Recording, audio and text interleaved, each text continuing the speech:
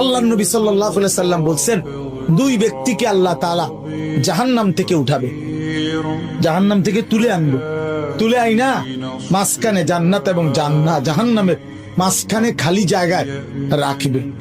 রাখবার পরে মানে বসাইবার পরে, একবারে হাদিস এটা, বসাইবার পরে আল্লাহ আবার বলবে ওই দুইজনকে, যাও জাহান্নামে আবার ঝাঁপ দাও, মানে আবার যাও জাহান্নামে যাও। তো একজন এক দৌড়ে জাহান্নামের দিকে যাই, এই জাহান্নামে ঝাঁপ দিবে, আর আরেকজন আস্তে আস্তে হাইটা হাইটা দুই কদম হাঁটে আর পিছন দিকে আবার তাকা, আবার দুই কদম হাঁটে পিছন দিকে তাকা, এভাবে একটু একটু করে হাইটা হাইটা জাহান্নামে গিয়া পড়বে। তো আল্লাহ তাআলা আবার দুইজনকে উঠাবে, এই দুইজনকে উঠাইয়া প্রথম জনরে বলবে, তুমি এরকম দৌড় দিয়া জাহান্নামে পড়ে গেলা কেন? সে বলবে, মাওলা জীবন ভর আমি আপনার নাফরমানি করেছি, আপনার কথা মানি নাই বলেই তো আমি জাহান্নামী হয়েছি।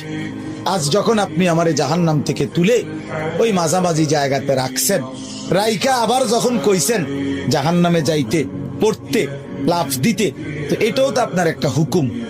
চিন্তা করছি জীবনে কোনো হুকুম না মাই নেই তো জাহান্নামী হইলাম, তা আজকে একটা হুকুম মানিয়া, এই জন্য আপনার হুকুম মানার জন্য জাহান্নামে গিয়ে লাফ দিলাম। আল্লাহ বলেন, আমিও তোকে মাফ করে দিই,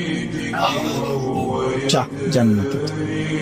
এইবার আল্লাহ তাআলা বলবে দ্বিতীয় জনকে, তুমি এরকম করলা, তুমি কি তা জানে কিসের ভিতরে কি চাইলে? তো সে বলবে, মাওলা আমি তো জাহান্নামী, আমার আযাব তো হচ্ছিলই, তো আপনি যখন আমার জাহান্নাম থেকে তুলে এই খালি জায়গায় আইনা বসাইলেন, আমি ভাবছি আপনার মায়া লাগছে, আমারে দয়া করবেন, আমি মনে করছি আমারে মাফ করে দিছেন বা মাফ করে দিবেন, এই জন্য উঠাইয়া আনছি। এখন আবার যখন আমারে জাহান্নামে পড়তে কইছেন, যে আমি একটু একটু আগাইয়া পিছন দিকে চাই, আপনি কোনো ডাক দেননি, আপনার মায়া জানি আবার লাগেনি কোনো, আপনি আমারে ডাক দেননি। তো আল্লাহ তাআলা বলবেন, বান্দা তোকেও মাফ করে দিন, যা তুইও আমার জান্নাতে।